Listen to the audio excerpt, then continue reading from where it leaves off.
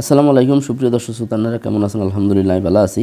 তো আমরা একটা মুরগি আছিল, মুরগিটা আসলে দুনিয়াতে চলে গেছে, কিন্তু ডিম হারিয়ে গেছে। তো এখন ডিমগুলারে কিনতাম, তো আল্লাহ দিলে ডিমগুলারে চিন্তা করছি যে ডিমগুলারে ইনশাল্লাহ আল্লাহ যদি ইচ্ছা করে তো ফুটবো। কারণ আমার কাছে ওকে মেশিন আছে, এটা হলো ইনকিউবেটর মেশিন। তো মেশিনের মধ্যে ডিমগুলো হুড়াইম।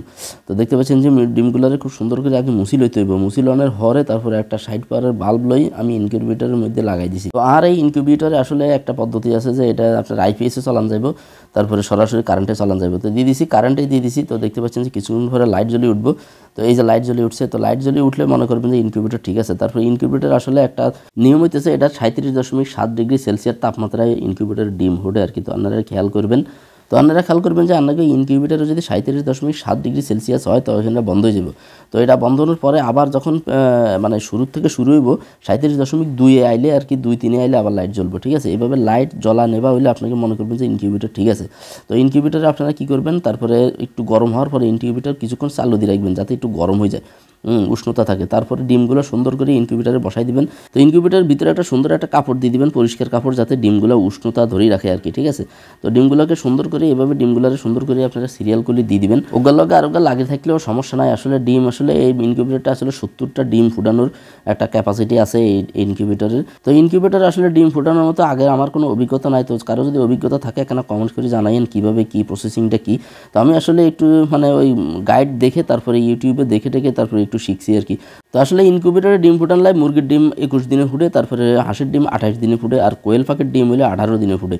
তো আসলে ইনকিউবেটারে ডিম ফুটানোর একটু জটিলতা আছে, কারণ ইনকিউবেটারের আর্দ্রতা এবং উষ্ণতা এগুলো দোনোটাই একেবারে সমানভাবে সুন্দরভাবে রাখতে হয়, তা নাহলে আসলে ডিম ফুটে না। তো আর্দ্রতা আসলে শুরু থেকে 55 থেকে 65% আর্দ্রতা যেন থাকে।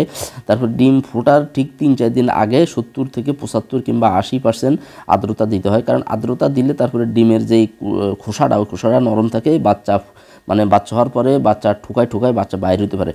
তো সুপ্রিয় দর্শক শ্রোতা, এইভাবে ডিমগুলো মাঝে দেওয়ার পরে আপনারা এভাবে মাঝে মাঝে পাল্টাই দিবেন।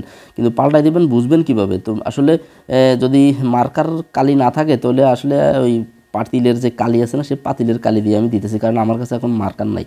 তো হাঁড়ি পাতিলের কালি দিয়া তারপরে ডিমগুলার উপরে আমি এরকম মার্ক দিয়ে দিতেছি, যাতে এই ডিমগুলা উল্টাই দিলে বোঝা যায় যে কোন সাইড উল্টাইছি আর কোন সাইড বাদ দিছি আর কি, ঠিক আছে নি। তো আপনারা এভাবে মার্কার দিয়েও দিতে পারেন কিংবা কালি দিয়েও দিতে পারেন, সুন্দর করে দিয়ে দিবেন। আর ডিমগুলোকে সুন্দর করে এরকম উল্টাই দিবেন প্রতি 4 ঘন্টা পর, কিংবা যদি 4 ঘন্টা নাও পারেন রাত দিনে 3-4 বার করে এরকম উল্টাই দিবেন। উল্টাই দিলে হবে কি, তাপমাত্রা সমানভাবে সব জায়গায় লাগবে আর কি, তারপরে আপনার ডিম ফুটবো ইনশাল্লাহ। তো কে এইভাবে ডিম ফুটাইছেন একটা কমেন্ট করে জানাইন, আর ভিডিওটা ভালো লাগে শেয়ার করে দিয়েন, সকলকে জানাই দিয়েন। তো আমার জন্য দোয়া করবেন। আসলে আমি আগে কোনোদিন এইভাবে ডিম ফুটাই নাই, তো আল্লাহ যেন এইভাবে ডিমটা ফুটায় এবং বাচ্চাগুলো, কারণ এই বাচ্চার যে মা, এই ডিমের যে মা, সেই মা কিন্তু দুনিয়াতে নাই, চলে গেছে দুনিয়া থেকে। তো ডিমগুলো পেড়ে গেছে। তো ইনশাল্লাহ আল্লাহর ইচ্ছা যদি ফুটে তো দোয়া করবেন যেন ফুটে। তো ইনশাল্লাহ ভিডিওটা ভালো লাগলে শেয়ার করে দিবেন। আসসালামু আলাইকুম রহমতুল্লাহ।